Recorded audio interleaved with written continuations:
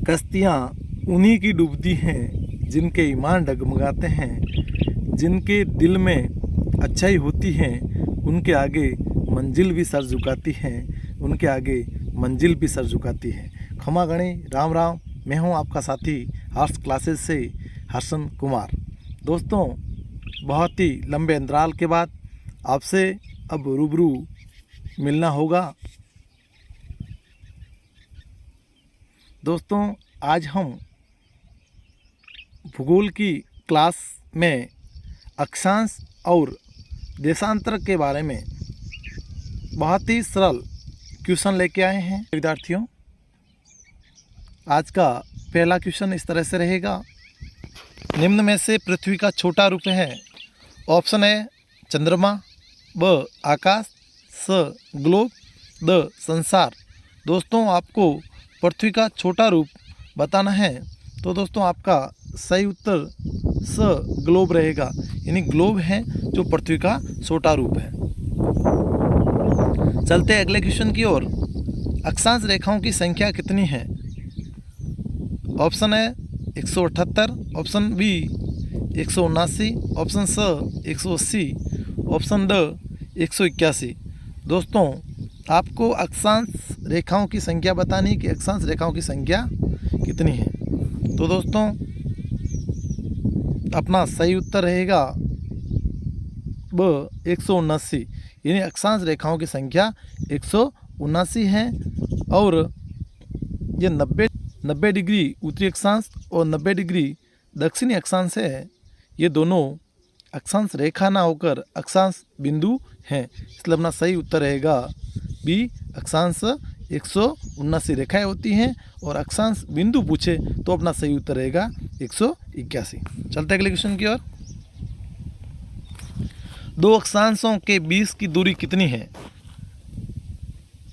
अ 125, ब 130, स 111, the 120 kilometre.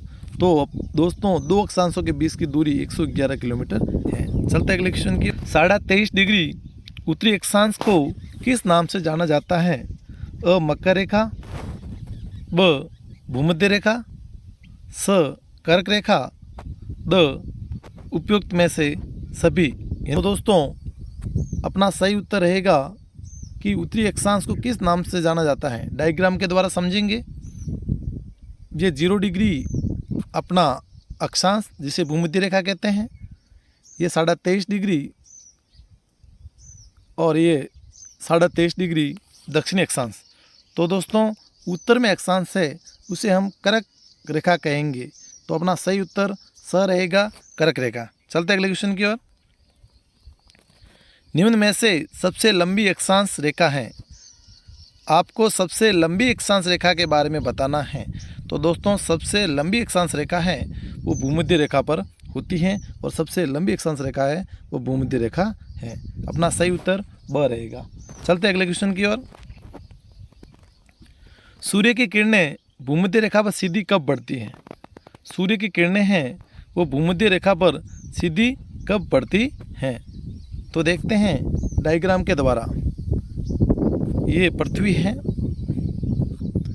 ये 0 डिग्री अक्षांश रेखा है जिसे भूमध्य रेखा बोलते हैं। तो अपना क्वेश्चन है कि सूर्य की किरणें भूमध्य रेखा पर सीधी कब पड़ती है? ये सूर्य हैं और ये सूर्य की किरणें हैं। जब अक्षांश रेखा पर सीधी कब पड़ेगी? तो वह 21 मार्च को पड़ेगी। 21 मार्च अपना सही उत्तर अ रहेगा, 21 मार्च। वह है भूमध्य रेखा को और किस नाम से जाना जाता है? भूमध्य रेखा है उसे और किस नाम से जाना जाता है?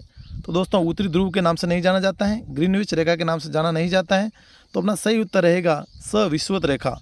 इसे विषुवत रेखा कहते हैं, 0 डिग्री अक्षांश रेखा कहते हैं और भूमध्य रेखा कहते हैं। चलते अगले क्वेश्चन की ओर। भूमध्य रेखा को कौन सी नदी 2 बार काटती है? ऐसी कौन सी नदी है जो भूमध्य रेखा को 2 बार काटती है? ऑप्शन है माही। माही नदी कर्क रेखा को 2 बार काटती है, यह अपना उत्तर सही नहीं होगा। ऑप्शन ब जायरे कांगो नदी, तो अपना उत्तर सही ये होगा जायर कांगो नदी है जो भूमध्य रेखा को 2 बार काटती है। चलते अगले क्वेश्चन की ओर।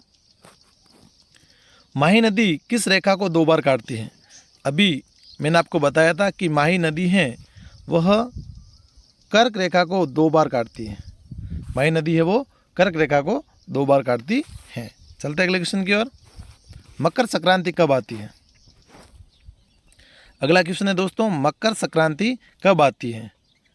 अ 21 मार्च, ब 21 मई, स 23 सितंबर, द 22 दिसंबर। तो दोस्तों डायग्राम के द्वारा समझेंगे कि मकर संक्रांति का मतलब आपको ये समझना है कि ये संक्रांति मकर रेखा पर होगी। ठीक है, ये मकर रेखा है, दक्षिण में जो मकर रेखा है इस पर आपको समझना है कि सूर्य की किरणें, जब सूर्य की किरणें मकर रेखा पर सीधी पड़ेगी तो समझना वहाँ पर मकर संक्रांति है। तो दोस्तों उस दिन अपना सही उत्तर रहेगा कि वह 22 दिसंबर को सूर्य की किरणें मकर रेखा पर सीधी पड़ेगी तब मकर संक्रांति होगी। तो अपना सही उत्तर द रहेगा। चलते